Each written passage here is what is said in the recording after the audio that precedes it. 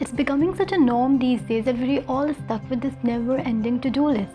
But managing our time well, it's not about squeezing more into our day. It's all about simplifying the way we work, working more effectively, and decreasing stress. So in today's video, I'm gonna share some of the tips and tricks that has helped me make better use of my time, things that have just helped me clear up space for people, for my hobbies, and some rest as well. So let's dive in.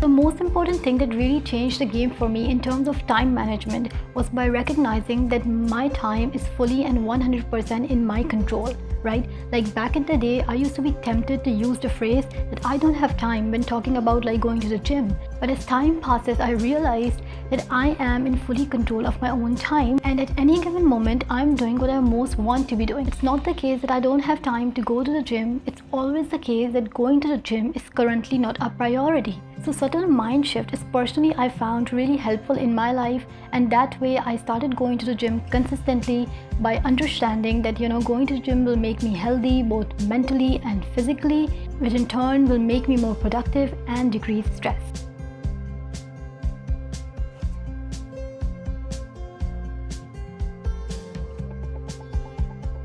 I don't always do the groceries with a shopping list, but when I do, I'm in and out of the grocery store way more quickly. When I don't bring the list though, I'm running back and forth between aisles trying to remember what I needed, and pretty often I forget to bring the crucial ingredient home. And I think time management with our work or school, it kind of works much the same way. If our mind is trying to remember all the things we need to do, chances are we can't focus as well. So to free your mind of all the distractions, do a brain dump, right? And as often as you can, just pouring out all your thoughts and your to-dos on the paper or on the notes section of your phone. Getting it out of the head and somewhere visible can freeze up your mental state so you can concentrate on the task at hand. To-do lists are a powerful time management tool if used correctly, but I think we all been a little bit guilty of littering our to-do list by somewhat meaningless tasks.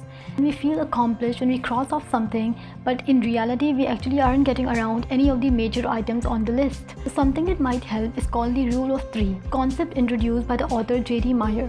He says, write down 3 things you want to achieve this week, and then write down 3 things you want to achieve today and repeat it daily. Ideally, these daily items of to-do list will help work towards achieving those weekly goals. This little tool helps provide structure and help you work more efficiently.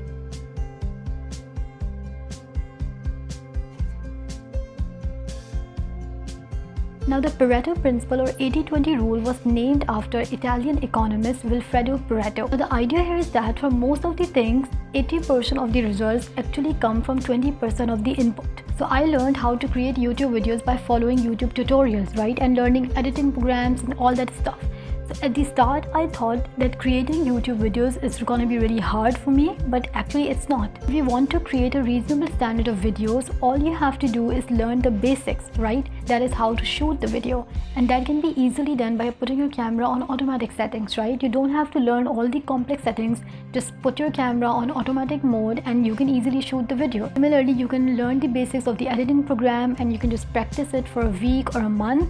And I'm sure you can easily upload the YouTube videos, right? Prior to learning the YouTube videos, it was kind of in my head that it's gonna be really hard. But when I started learning, I kept this 80-20 principle in my mind that 80% of the results are gonna come from 20% of my input, right? And I think this principle works all the way along the board, like learning piano, guitar, photography, graphic designing, etc. So when you really get down to it, you realize it's not as hard as it initially appears, right?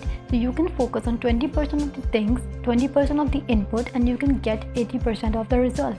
If you schedule too little time to complete a project, you're more likely to feel stressed if it's not finished on time. But scheduling too much time can work against you as well. You see, there's this concept called Parkinson's law, which states that work expands so as to fill the time available for its completion. So let's say if you give yourself 1 hour to write a blog post, it will take you about an hour. But then let's say if you give yourself 4 hours to write that blog post, it might take you 4 hours. And I'm sure we can all relate to that. So being realistic when you're scheduling time on your to-do list and just trying to find that Goldilocks sweet spot, right? Not too much, but not too little.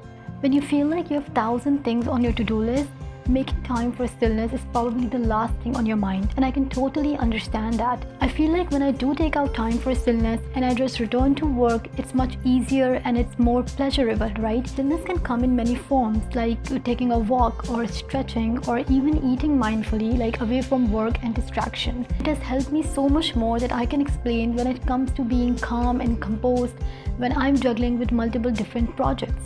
So if you're new to adding a moment of stillness, whatever that might be, to your routine, I will say the tip here is to add it to a pre-existing habit so that it serves you as a reminder. For example, brushing my teeth each morning has been a reminder to take a moment to meditate right afterwards. And remember, time management is about working smarter and not necessarily harder, right?